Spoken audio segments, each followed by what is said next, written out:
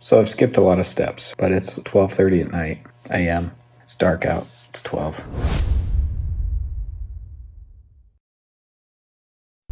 But this is what I've got so far, and I'm going to explain where it's at because it takes a lot of time to like fit and refit and trim and rebuild parts and stuff. So bear with me that I'm not filming everything, but the build goes much faster without filming everything. I have purchased smaller wheels because they're more proportional to trophy truck size. Here's the rear axle, which is pretty much complete. It's so messy building stuff. I have my independent front suspension. It's not a lot of travel, but what do you expect for somebody without a 3D printer? I have my steering system, or at least most of it. So that's gonna work like that. This link of the steering is gonna be, I'm gonna make a new piece and it's gonna extend out, and that's what the servo is gonna attach to back here. The piece that sticks out there, and that's what's gonna operate the steering. Transmission is mounted. I had to block it up. You can see there, because the main drive shaft would have been way too low in the chassis, or the front drive shaft to come out. I haven't done anything with the front bulkhead yet. I did order another front diff. I'm gonna try the FMS Smasher differential.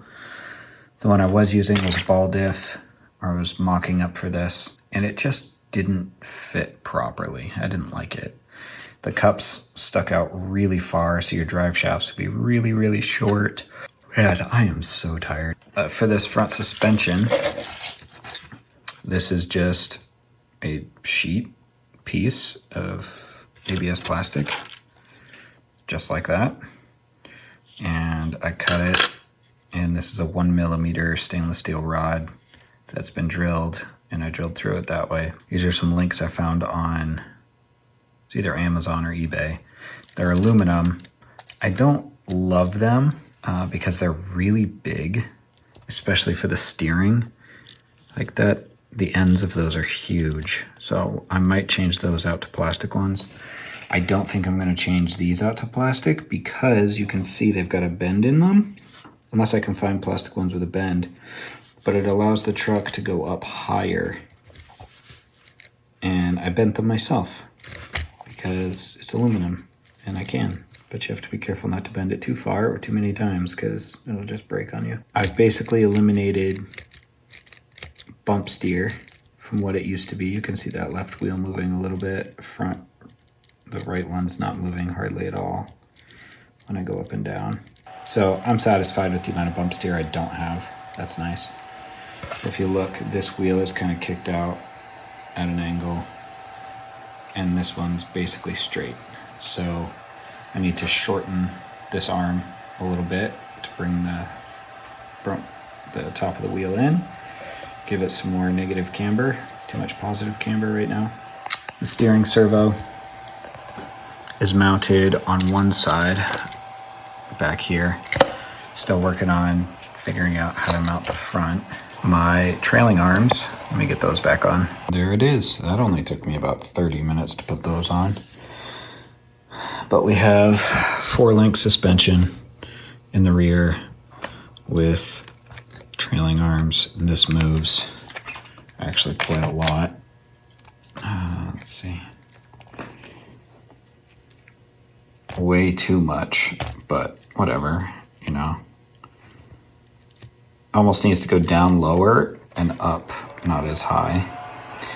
The front suspension is very limited travel. I feel like a real trophy truck proportionally has more than that. Generally, RC vehicles have more travel than real vehicles. And here's the body that I'm putting on it. Now I can see couple flaws. I got to build fender flares and stuff for it, so that's not a big deal. But I can't get the bottom of the chassis. I designed the chassis to be up to about where this line is in the truck, and it won't go there because the wheels don't drop down far enough. That's as far down as they'll go. In fact, they're not even touching the disc. So I'm going to rework the front suspension, probably completely rebuild it.